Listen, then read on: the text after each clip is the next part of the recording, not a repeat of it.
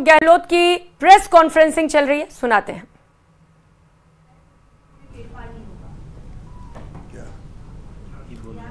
PM Modi ने सब कहा आरक्षण किसी का SC ST नहीं होगा, माइनॉरिटी के नहीं मिल जाएगी, जैसे ही आरक्षण खत्म नहीं करेंगे। हाँ, हम तो बोले ये ऐसा बोला कि हम अड़ग रहेंगे। ये कहने युवती क्यों पड़ी उनको, इतने घबराए हुए हैं। 400 पार की बात क्यों की उन्होंने, कांग्रेस मुक्त भारत की बात क्यों की उन्होंने। ऐसा माहौल बनाया 10 साल के अंदर कि आज लोगों को एहसास हो गया, हिंदुस्तान भर के शेड्यूल कास्ट शेड्यूल ट्राइब लोगों को किसने जाके कहा ये बातें, उनके जहन में बात आ गई। ये 400 की बात कर रहे हैं, ये समझते उनमें है, इसका मतलब ये संविधान को बदल देंगे।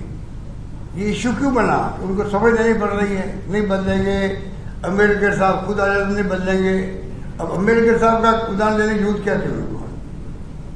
तो कहने का मतलब ये उन्होंने खुद ने माहौल जो बनाया देश के अंदर, उसके कारण सब कुछ हुआ है। धर्म के आधार पर उन्होंने बोला है कि ये आरक्षण को जो डिवाइड।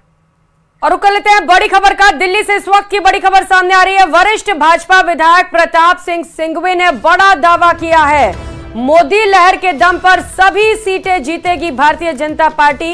ये दावा किया गया है प्रताप सिंह सिंघवी की ओर से। चुनाव प्रचार में ही कांग्रेस ने अपनी हार मान ली थी, ये भी उनकी ओर से कहा गया। उन्होंने कहा कि वोट डालने में कांग्रेस कार्यकर्ताओं में उत्साह ही नहीं दिखाई दिया। भाजपा इस बार फिर से प्रदेश में क्लीन स्वीप करेगी। तो लोकसभा चुनाव से जुड़ी इस वक्त की बड़ी खबर आपको बता रहे हैं, जहां पर दावा किया गया सिंघवी की ओर से सभी सीटें जीतने का। सुनाते हैं और क्या कुछ कहा। और 12 जिले में जहाँ तक सवाल है, एक तरफा माहौल था शुरू से ही, कांग्रेस कहीं खड़ी नहीं हो पाई। बड़ी मुश्किल से उन्होंने अशोक गहलोत की एक सभा हमारे चिपबड़ोद में मेरी कॉन्स्टिट्यूंसी में करवाई, वहाँ पर भी उनको कोई जगह नहीं मिली। तो गांव के पीछे जाकर एक किसी के खेत में उनको टेंट तंबू लगाने पड़े।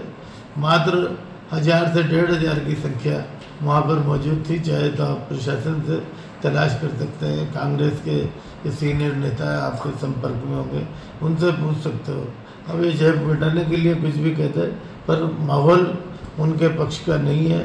और एक तरफा पोलिंग जितना भी हुआ है, चाहे कहीं पे 50% हुआ है, 40% हुआ है, 100% हुआ है, जो भी पोलिंग हुआ है सब भारतीय जनता पार्टी के पक्ष में हुआ है। और जहाँ तक राजस्थान का सवाल है, यहाँ कोई कांग्रेस से लड़ाई नहीं है, 80-20 का खेल है। 80 में बीजेपी है, 20 में कांग्रेस है। इसलिए आम जनता भी, कार्यकर्ता भी बिल्कुल शांति में था।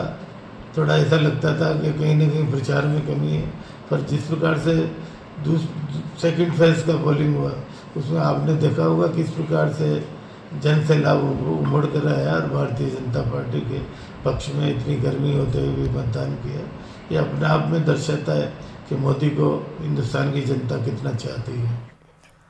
और रुक करेंगे अजमेर से मिल रही बड़ी खबर का। बूथ संख्या 195 पर दोबारा वोटिंग जारी है।